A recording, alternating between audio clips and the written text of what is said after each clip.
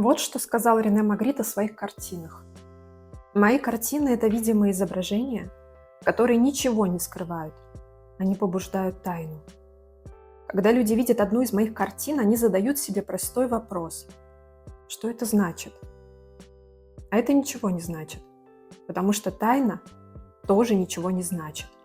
Она непознаваема».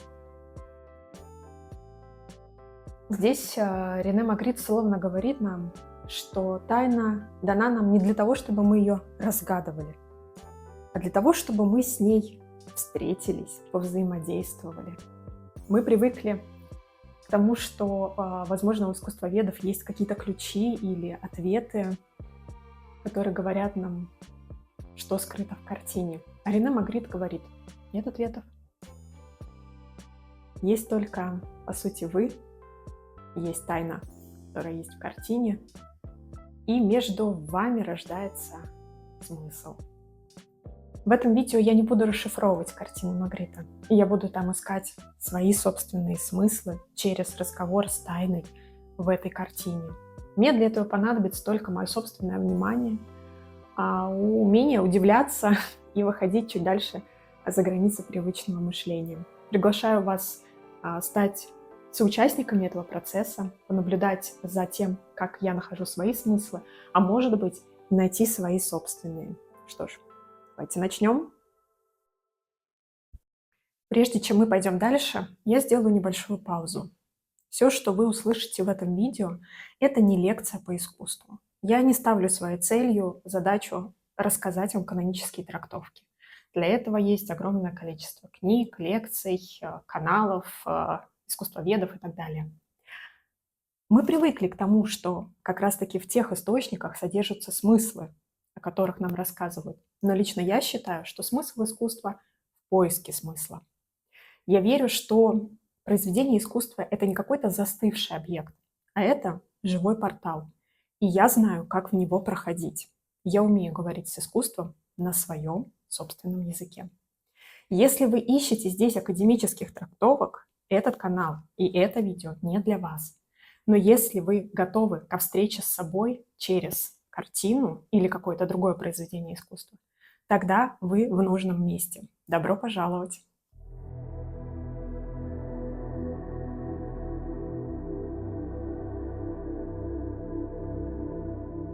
Что скрывает ткань между ними?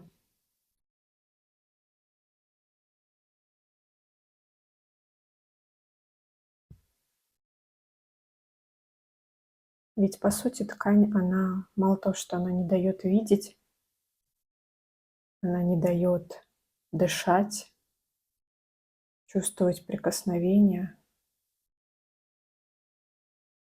она мешает чувствовать. Что скрывает ткань? Она скрывает чувства. Не столько лица, сколько чувства людей друг к другу. Будто бы ты поцеловался и нет. Как будто бы ты хочешь посмотреть в глаза, но сори, у меня тут ткань мне мешает, в общем-то, посмотреть тебе в глаза. Истинные чувства, страхи. Вот что здесь скрывает эта ткань. Но, окей, я поняла, что здесь для меня идет про чувства, про истинные чувства. Причем ткань, она здесь выступает именно как средством защиты самого себя, того, чтобы показать другому эти чувства. А может быть, даже и увидеть их в самом себе. Но я хочу ответить на другой вопрос. Если бы это был портрет моих близких отношений, что эта ткань означала бы в них? То она бы сама по себе символизировала бы для меня условно такую полупрозрачную границу собственного мира, собственной жизни, самодостаточность. То есть вот есть одна личность, один человек. При моем взгляде на личные отношения, они очень далеки от классического понимания отношений. Я отношусь к союзам как трансперсональному партнерству к двум равным людям со своей жизнью для каждого и ам, без необходимости какой-то связи бытом, какими-то обязательствами. Каждый идет своей дорогой. Но в жизни обоих есть пространство для того, чтобы в какой-то момент пересечься, соединиться, побыть вместе,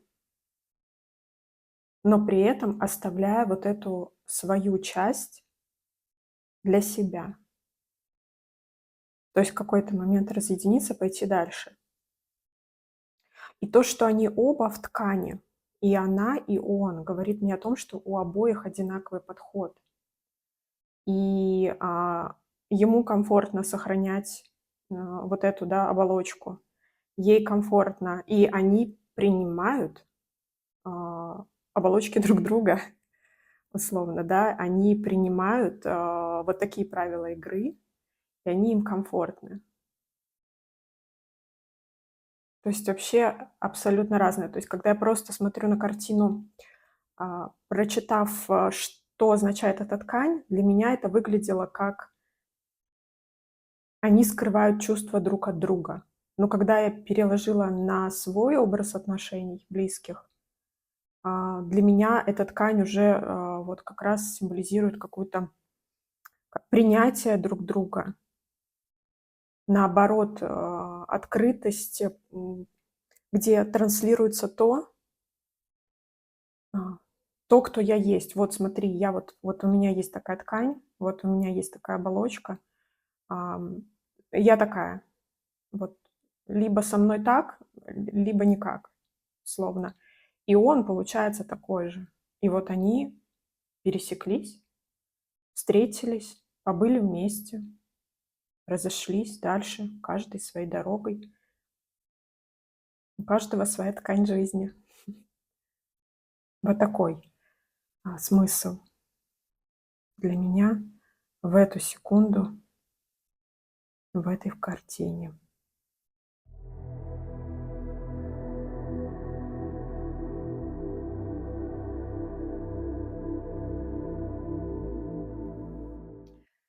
Вот эта картина Магрита, я уверена, что вообще, наверное, немногие ее видели.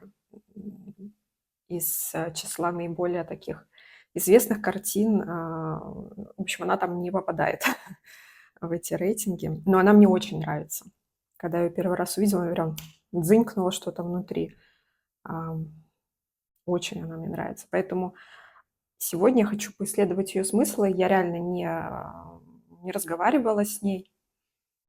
Если с первой картиной «Влюбленные» я, в принципе, знаю и контекст этой картины, да, изучала, и было посложнее и абстрагироваться, и свои смыслы открывать, поэтому переключала на свой образ отношений. То вот с этой картиной я вообще никак не взаимодействовала, я только знаю название. Вот, «Вечернее платье» называется эта картина. А, И пойдем снова через два вопроса. И первый вопрос, а кто здесь главный герой? Начнем с него. Кто здесь главный герой? На первый взгляд, как будто бы сразу хочется сказать, ну, конечно же, она. Но нет, я хочу поисследовать свои ощущения. Как будто бы для меня здесь главный герой, их здесь вообще может быть несколько, но кто из них главный?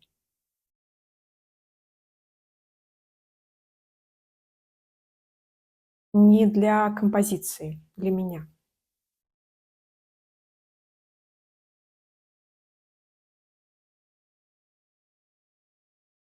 Вот она мне не кажется здесь главной героиней этой картины, для меня лично, в этом сюжете. Она для меня здесь зритель, который пытается не нарушить пространство своим появлением, поэтому она обнажена, ничего лишнего. Вот я открытая, я перед тобой. мир, условно, да, такая, какая есть. Ну, такая про честность какую-то. Вот мне здесь какая-то честность. Но кто здесь главный герой для меня? А, не Луна, хотя, казалось бы, она достаточно ярко здесь для меня отражена. Я, конечно, смотрю цифровую, версию картины. Она, в частной коллекции даже находится, даже не выставляется нигде, насколько я поняла. И, м, возможно, это, на самом деле такого не существует, но в цифровой версии я вижу, и мне кажется, для меня почему-то это становится главным героем. Чуть выше ее правого плеча я вижу белое пятнышко, которое почему-то напоминает мне звезду. И я думаю, что для меня вот это главный герой этой картины. Самая маленькая незначительная точка, не все большое, что привлекает сразу взгляд, а именно она. Она для меня почему-то прям, я ее, мне все время туда глаза падают. Вот ни на Луну, ни на девушку. Вот я смотрю на эту точку. Мое мышление дорисовывает, что это звезда. Вот прям. Я хочу, чтобы это была звездочка. Если ее нет на картине, я бы её хотела там видеть. Но почему она для меня главный герой? У меня почему-то, такое вот, знаете, ощущение, что вот, ну, звезды, они далеко, но они же огромные. И для того, чтобы быть чем-то важным, главным, не нужно визуально быть большим. Нужно просто быть там, в той точке. И мне, как зрителю, достаточно знать, чувствовать этот масштаб, но не обязательно его видеть. Мне не обязательно нужны какие-то визуальные подтверждения этому. И, следующий бы вопрос, который, я бы стала задавать здесь, это: а на что она смотрит, собственно? На Луну? Она тоже видит эту звезду, вдаль просто смотрит, может быть, она вообще с закрытыми глазами стоит. Вот как вам кажется?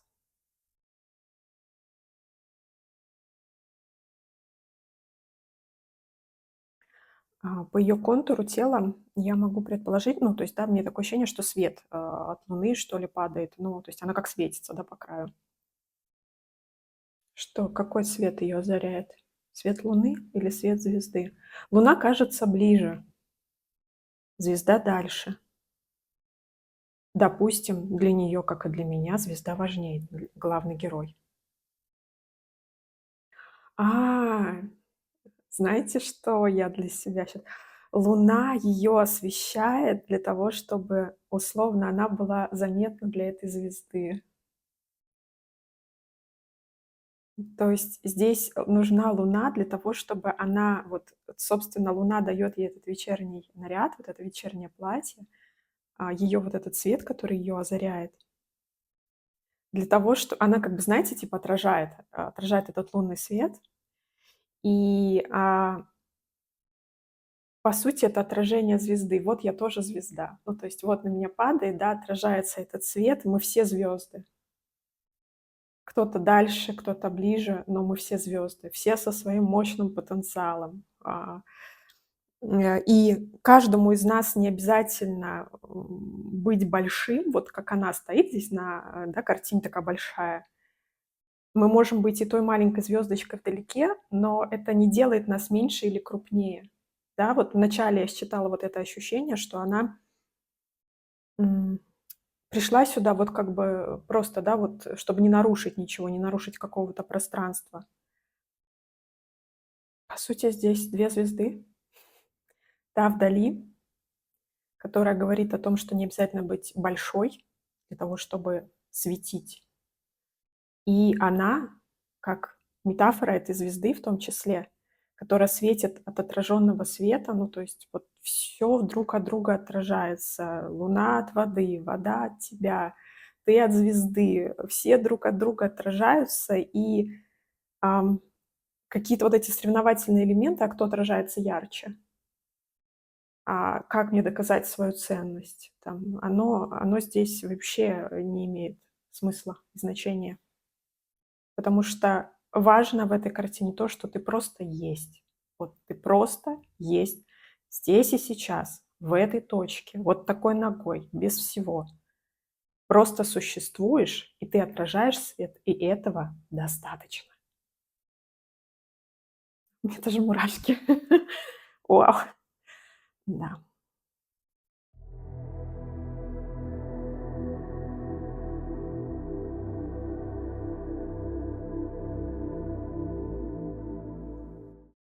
Ну что, третья картина.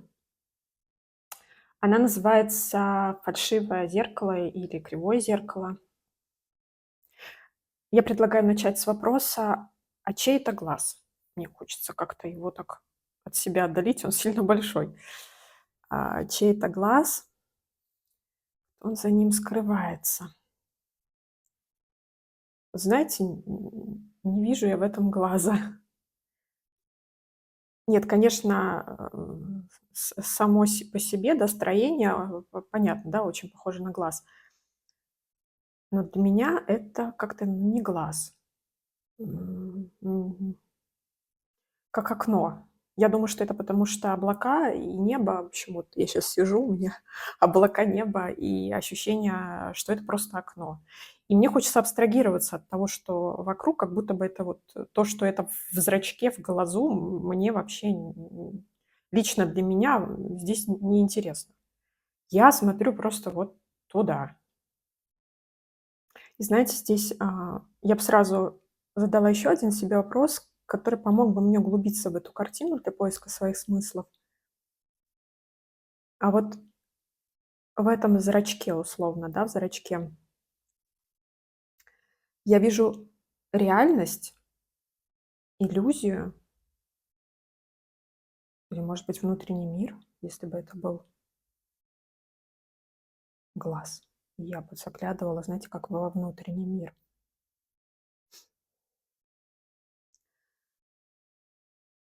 Для меня облака здесь настолько реально написаны, что у меня ощущение реальности. Я смотрю на реальность туда, что здесь отражается для меня. Безусловно, я смотрю на эту точку, и она для меня становится такой, знаете, точка фокусировки. И если мы все это вместе соберем, я смотрю на это как на реальность, и в этой реальности есть точка фокусировки. Как будто бы, знаете, меня эта картина возвращает вот все время в точку, вот эту вот точку реальности.